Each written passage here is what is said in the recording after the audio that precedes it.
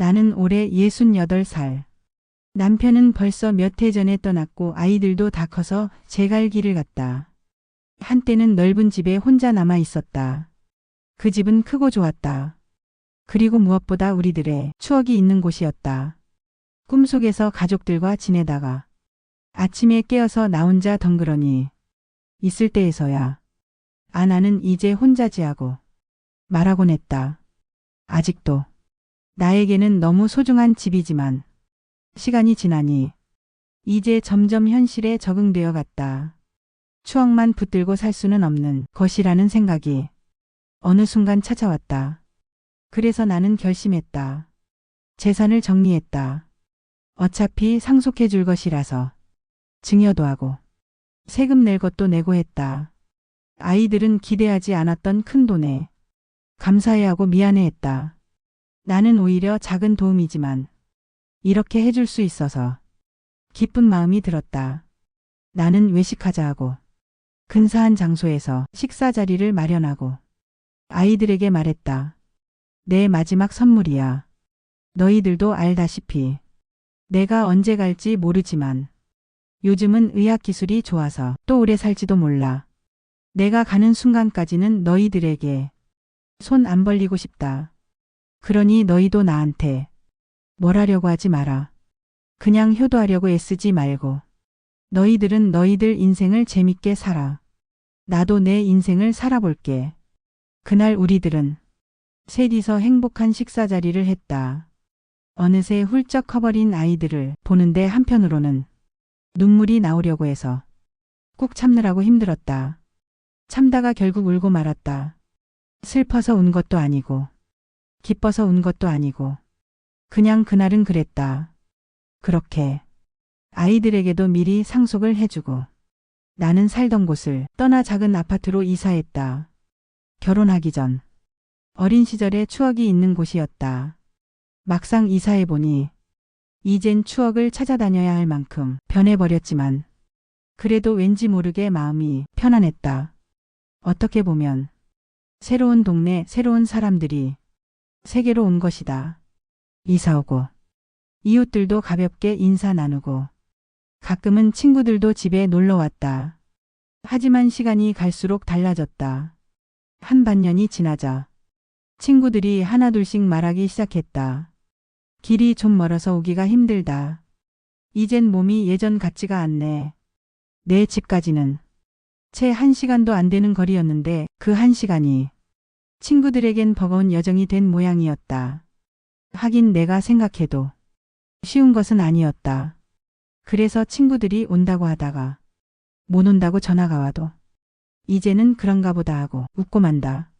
세월 따라 우리 몸도 늙어버린 것을 어쩌겠냐 하고 희미하게 웃을 뿐. 그렇게 또 몇 달이 가고 이젠 누군가와 함께하기를 기대하지 말아야겠구나 하고 마음먹었다. 이제 우리도 나이가 있다. 누구 하나 먼저 가도 이상할 것 없는 나이를 향해서 가고 있다. 누군가는 일찍 갈 수도 있고 누군가는 또 아주 오래오래 머물다 갈 수도 있다. 그러니 좀 더 마음 편하게 먹자 하고 생각했다. 그리고 혼자 지내는 법을 배우기로 했다. 혼자서 산책을 하고 혼자서 동네 음식점에도 가고 처음에는 어색했지만 혼자 다니기 창피하다고 집안에만 머물 수는 없는 것이다. 혼자서도 괜찮다고 나에게 자꾸 용기를 주었다. 그러던 어느 날 나는 우연히 작은 수제비 집을 발견했다. 허름한 간판, 작은 식탁 몇 개. 하지만 그곳에서 나오는 음식 냄새가 어찌나 구수하던지 나는 얼른 문을 열고 들어갔다. 메뉴는 몇 개 되지 않았지만 그 중에서 특별 김치 수제비라는 말이 눈에 번쩍 띄었다. 잘 끓여야 시원한 맛이 나오는데 하고 궁금해서 시켜보았다. 투박한 도자기 그릇에 담겨 나온 김치 수제비, 그리고 맛있어 보이는 묵은 김치까지 한 입 떠서 먹어보니 맑으면서도 칼칼한 국물, 속을 시원하게 풀어주는 맛이었다. 한 숟가락 또 한 숟가락 먹을 때마다 마치 오래된 위로를 받는 기분이었다. 그날 나는 마음속으로 말했다. 아, 이제 이 동네에서도 내가 즐겨 찾을 곳이 생겼구나. 그 후로 나는 자주 그 수제비 집을 찾았다. 사장님은 늘 환하게 인사해 주셨다. 할머니 또 오셨네요. 오늘도 김치 수제비 맞죠? 그런 따뜻한 말 한마디에 나는 더 맛있게 음식을 먹었다. 6개월 동안 그 집은 내 작은 즐거움이었다. 외로울 때마다 허기질 때마다 그 수제비 집에 가면 마음이 든든해졌다. 그런데 어느 날 가게 문이 굳게 닫혀 있었다. 무슨 일이지? 싶었지만 그냥 하루쯤 쉬나 보다 했다. 다음 날도 가봤다. 여전히 문이 닫혀 있었다. 며칠이 지나고 결국 간판마저 사라졌다. 아무런 인사도 없이 사라져버린 가게. 나는 한동안 문 닫힌 가게 앞을 서성이며 생각했다. 무슨 일이 있었던 걸까? 혹시 어디 아프신 건 아닐까? 그저 조용히 떠나버린 걸까? 마음속이 텅 빈 것 같았다. 마치 좋은 친구를 잃어버린 기분이었다. 나는 한동안 그 앞을 서성이곤 했다. 그러던 중 친구에게서 연락이 왔다. 남편을 일찍 떠나보내고 아이를 키우며 꿋꿋하게 살아온 친구. 이제 좀 살만해졌다 했는데 최근 몸이 아파 수술까지 했다는 말을 들었다. 간병 도움받아서 수술은 잘했는데 어디 가지도 못하고 집에 있으니 심심하네 하는 말에 나는 망설이지 않고 그 집으로 갔다. 일주일 동안 나는 친구의 집에 머물렀다. 아픈 친구 곁에서 말동무도 해주고 간단한 음식도 차려주며 함께 밥을 먹었다. 야, 내가 있어서 참 든든하다. 친구가 그렇게 말할 때 나도 모르게 가슴이 뭉클했다. 마치 누군가 나에게 해주는 말 같았다. 오랜만에 누군가에게 꼭 필요한 사람이 된 기분. 그게 참 좋았다. 친구와 함께한 그 일주일은 나에게도 작은 활력이 되었다. 오랜만에 마음이 채워지는 듯 했다. 일주일 후에 친구는 다시 직장도 나가고 일상으로 돌아가야 하기에 나는 다시 집으로 왔다. 고마웠다고 내게 손을 꼭 잡아주는 친구가 나도 너무 귀하게 느껴졌다. 집으로 돌아온 날 피곤이 한꺼번에 몰려와서 그날은 쓰러지듯 잠들었다. 다음 날 아침 눈을 뜨니 허기가 졌다. 문득 생각났다. 그래, 오늘은 그 국수 가게가 열렸을까? 나는 부스스한 머리를 정리하고 천천히 집을 나섰다. 그리고 그 가게 앞에 섰다. 유리문에는 붓글씨로 쓴 듯 국수가게 라고 적혀 있었다. 문을 열고 들어가니 안은 이전보다 훨씬 넓어 보였다. 벽은 새로 칠해져 있었고 따뜻한 조명 덕에 집 안처럼 아늑했다. 나는 괜히 가슴이 설렜다. 새로운 가게, 새로운 하루. 조용히 자리에 앉았다. 메뉴판을 들여다보았다. 잔치국수, 비빔국수, 칼국수. 익숙하면서도 반가운 이름들. 그런데 한참을 앉아 있었는데도 주방 쪽에서는 인기척이 없었다.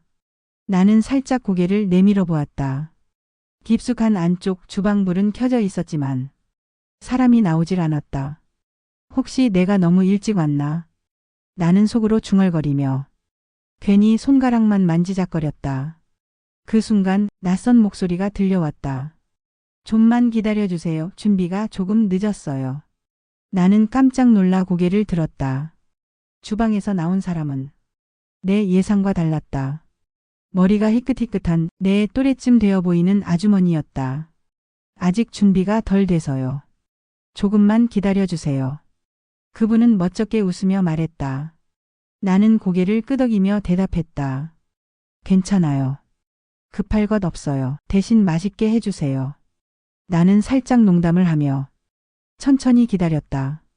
며칠 뒤 나는 다시 그 국수 가게를 찾았다. 이번에도 국수 한 그릇을 시켰다. 따끈한 국물에 담긴 국수를 한 젓가락 먹자. 어찌나 마음이 편안해지던지 주인 아주머니가 다가와 물었다. 맛은 어떠세요? 아주 맛있어요. 제대로 된 국수 먹는 것 같네요. 그럼 다행이네요. 사실 이 가게 제 첫 도전이에요. 나는 놀라서 고개를 들었다. 첫 도전이라고요? 네. 남편은 몇 년 전에 세상을 떠났고 아이들은 멀리 사니까 혼자 집에 있으면 너무 적막해서요. 그래서 그냥 용기 내서 가게를 열었어요. 그 말을 듣는 순간 내 마음이 덜컥 내려앉았다. 낯설지 않은 이야기였기 때문이다. 나는 조심스럽게 내 이야기를 꺼냈다. 저도 남편을 떠나보내고 이제 혼자 지내고 있어요. 큰 집이 너무 적막해서 작은 아파트로 옮겨왔지요. 아주머니는 고개를 끄덕이며 웃었다. 아, 그래서 저랑 비슷하군요. 외로운 마음 저도 잘 알아요. 우리는 그날 국수 한 그릇을 사이에 두고 이야기를 나눴다. 아직 찾아오는 이가 없는지. 가게에 손님은 오지 않았다. 혼자 가게를 새낸 것 같아서 미안했지만 손님이 오지 않으니 우리 둘은 마음 편히 수다꽃을 피웠다. 그 뒤로 나는 자주 그 국수 가게를 찾았다. 이제는 제법 손님들이 찾아오는 것 같았다. 그래서 이야기도 할 겸해서 덜 붐비는 시간으로 한적한 시간을 택해서 갔다. 국수를 먹으면서 때로는 김치 담그는 법을 얘기하기도 했고 때로는 젊은 날의 추억을 털어놓기도 했다. 아주머니도 자신의 이야기를 들려주었다.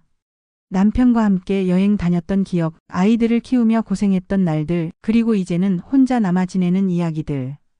우리는 서로의 이야기에 고개를 끄덕이고 때로는 눈시울을 붉히기도 했다. 어느 날 아주머니가 이런 말을 했다. 사실 가게를 열면서 걱정이 많았어요.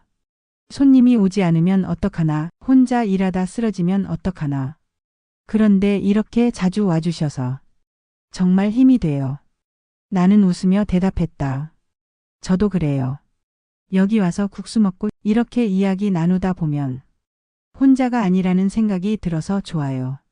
그날 집으로 돌아오며 나는 하늘을 올려다봤다. 여전히 혼자 살아가는 건 변함없다. 하지만 이제 외로움 속에만 머무는 건 아니었다. 내 곁에 내 이야기를 들어주고 또 자신의 이야기를 나눠주는 사람이 있다는 것. 그것만으로도 나는 다시 힘을 얻을 수 있었다. 나는 그때 깨달았다. 아, 나 혼자 사는 게 아니구나. 이렇게 천천히 홀로 서기를 배우며 내 노후를 슬기롭게 보내야겠다고 생각했다. 맛있는 음식을 먹어서 그런지 그날은 더욱 행복함이 가득한 늦저녁이었다.